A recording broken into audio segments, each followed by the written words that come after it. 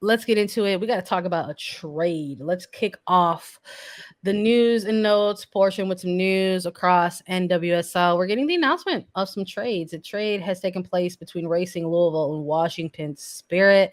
Racing Louisville acquired Jordan Baggett from the Spirit in exchange for a 2024 second round pick and a conditional 2025 third round pick. So a trade with some conditions. If they're met, Washington Spirits will get an extra pick. But Jordan Baggett, third overall pick in the 2019 draft, and going to a team where, let's just say, maybe she's going to get some more minutes. This is a player that unfortunately hasn't been unfamiliar with some injury during her time in the NWSL, but highly rated prospect at the time when she was drafted in 2019. And I gotta say, during 2019 in the limited rookie minutes during Challenge Cup as well, I thought pretty impressive, and I think it was one of these pieces at the time,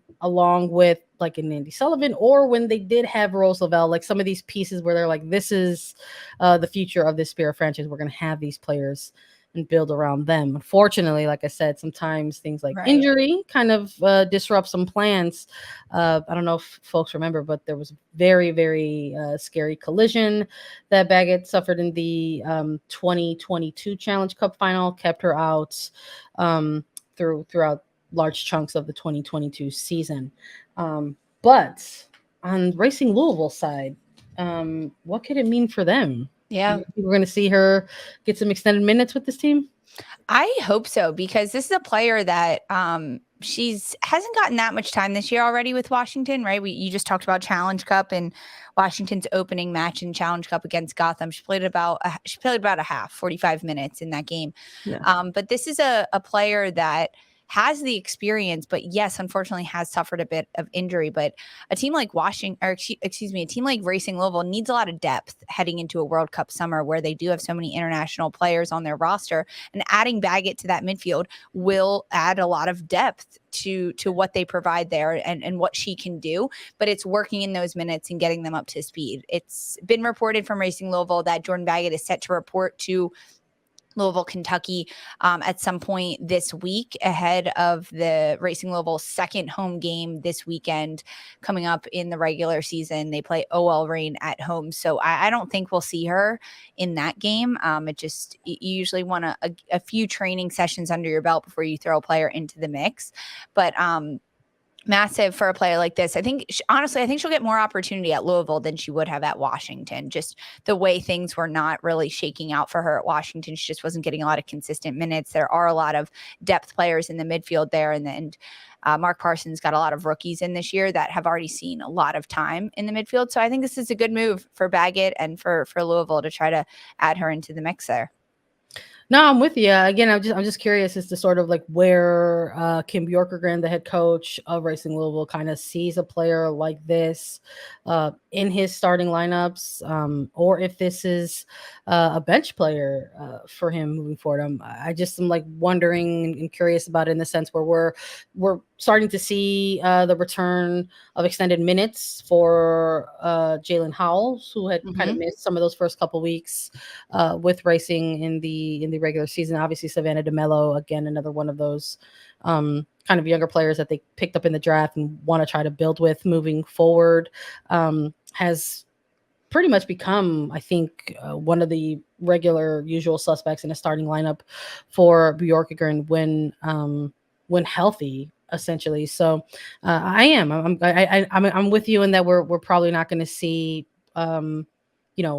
her play maybe as soon as this weekend, maybe the following weekend for Racing. But again, I am kind of like, where does it all fit in, and who do we also, especially like with how what we might see week to week from Bjorgen. Are we going to see more like just sort of a two-person kind of pivot in the midfield? Are we going to see like four in a box? Like, what are we going to see from Bjorgen, and where does somebody like a Baggett fit in? But I think at the very least, I'm in agreement with you that it's good for depth, good for pickup in a World Cup year. when a light players might be absent, especially for Racing Louisville, because we've talked a lot about of all the international players that we've got on their team and who might go missing in long stretches of the season, but probably first of potentially many. I don't know if we're going to get a ton of trade announcement, but there is a trade window that will close on Thursday, tomorrow. If you're listening to us today, April the 26th, it will close tomorrow on April the 27th. And that just means that the paperwork has to be in. It just has to be done. It has to be completed. Yeah, it doesn't mean it's going to be announced. So cheers to the spirit and cheers to Racing for getting this across the line and being able to announce it. And we'll, of course, keep our eyes and ears tuned into anything else that drops along the way. Outside of any transaction news, though, we've got maybe fashion update, a little bit of jewelry to talk about. Let's talk about Portland Thorns officially getting their championship rings. If you're joining us live on YouTube, highly recommend, because you get access to images about the things that we're talking about. And we've got a lovely shot of Portland Thorns championship ring. Love the details in this one. The crest with just sort of pops with the red coloring there. Obviously the name on top of the ring, and of course you got the diamonds. You gotta love the shine on this one. Throw a diamond in the chat if you like the look of the ring. Let us know how you feel about Portland Thorns in the ring. Got the details on the side as well. Love that, because this is a team we're talking about. They've got multiple titles at this point. So I love on the other side of the ring, it's got those details. Yeah, it has the 3 trophies on the side of the ring and also the score line from the final. It says 2-0 right on there, which is pretty cool. I mean, they did a great job. I think they tweeted it out there from Portland Thorns that this is a 3-carat ring. Massive. There's also some pictures on their Twitter of the players receiving their rings. They had a nice little ring ceremony for it. I mean, these are massive. Love to see it. Love to see the team get celebrated for all that it's worth and all the celebrations. Yeah, definitely drop those ring emojis in the chat right now, because this is awesome. This is really cool. I got a subtle 3 carats of diamonds. Yeah, I have a couple rings, but I don't think any of mine are as nice as this one. This one's pretty good. I have a couple of college rings. We won Big East championship a bit. I worked in baseball for a year, and our team won the championship then. So I got a pretty nice, that was like a big ring, engaged. So that's another ring there. That's a pretty important ring, I would say. Shout out to my boy Jimmy. I was like, no, championship rings. I think I have 3 championship rings. Yeah. I love the flag. I love the fiance flag. That was good. I loved how you worked that in. Shout out to my boy Jimmy. He's doing all right. I think he did all right with the ring. He got doing all right. All right. Let's close out the NWSL news portion of this episode. Unfortunately, we are going to talk about an injury. It is official, an update on Mallory Weber of KC Current. It was a torn ACL that she sustained in the previous match for the Current while playing at home. And there's just no other way to frame it other than this absolutely sucks. I just hated watching the injury happen in real time, and now that you have the official diagnosis, you're able to react to it, and it absolutely sucks for this player, Mal Weber, someone who actually just returned to play, and now unfortunately will be out for the foreseeable future with an ACL injury. Yeah, incredibly sad to hear and see that coming out from Weber. She put it on her social medias that unfortunately her injury last time in last week's game, it just ends up being an ACL. And this is a player that just came back from injury playing with Kansas City, and now unfortunately has to suffer this again. It's so heartbreaking. It is so heartbreaking. Sending speedy recovery and well wishes to Weber and all that she has to go through now. I know Kansas City not too happy about it either, because now they lose depth that they have. They lose this player. And although that she's still on the team, she'll still be around. It's just a different energy now in the locker room. And of course at trainings, no longer playing on the pitch and in games and everything. And Kansas City with a team that's also been dealing with so many injuries, it was good to have Weber, not only with what she brings on the pitch, but in the depth and everything like that to come for it. So there's a lot of different moving parts and moving pieces with it. Pretty devastating to hear from Weber completely.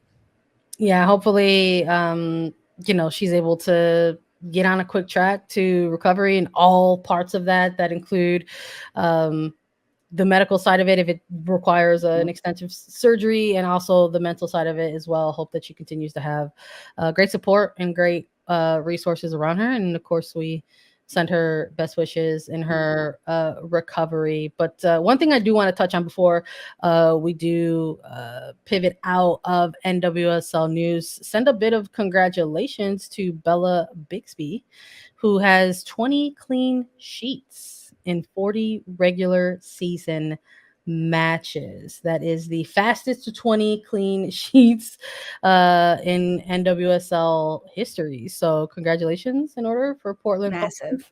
Look, they're number one on the top of the standings right now, and we're nearing about a quarter of the season in its completion, right? Maybe after that fifth game, we take a look at the first 5 weeks of the season as a whole, and maybe there are things to talk about and maybe nitpick and sort of look for adjustments across all 12 teams. But maybe we pluck out Portland Thorns out of that equation because they seem to be in ridiculous form right now, and it doesn't matter if it's at the top of the line with somebody in Sophia Smith, the reigning NWSL MVP, or at the complete last part of the pitch in net with their goalkeeper and Bella Bixby. It's just like from line to line to line to line, position to position to position, where they are just looking fierce. I feel like we're just talking about Sophia Smith and her like fastest trajectory to X amount of goals, and now we're talking about Bella Bixby. Yeah, it was fastest and youngest for Sophia Smith to 25 goals, and now fastest to 20 career shutouts. Bella Bixby in just 40 matches. What a career that Bixby has had. Honestly, she got drafted to Portland in 2018, but never actually played that year. She suffered a wrist injury. I believe it was her wrist that happened. She went on loan to Germany, and then she came back and actually started to get minutes and games with Portland in 2019. And then kind of just took off from there, became the mainstay in goal for Portland, led them to the championship last year. And I mean, 40 matches, that's incredible to get 20 career shutouts and a championship thrown in there. Really impressive stuff with Bixby. Like you said, from tip to toe at Portland, from their front line to between the sticks and Bixby, they've just got a lot of talent and a lot of players with the same mindset that they want to win and they want to do it consistently with shutouts and scoring a lot of goals. And it's kind of the team culture that they have there that it's pretty fitting that they're breaking record week after week. Yeah, absolutely. We love records here at A3, and I'm sure the NWSL loves those records as well. We'll also keep an eye on the race for second place. I hate to frame it that way, but Christine Sinclair and Lynn Williams each nodding their 60th all-time NWSL goal, both neck and neck for second place behind Sam Kerr with 77 goals. Anything is possible. We'll see. We'll keep an eye on it. That's a hefty number to chase, though. But kind of cool to see that they're still kind of chasing, like I said, second place. So we'll see what happens out of week 5 action for these two players coming up.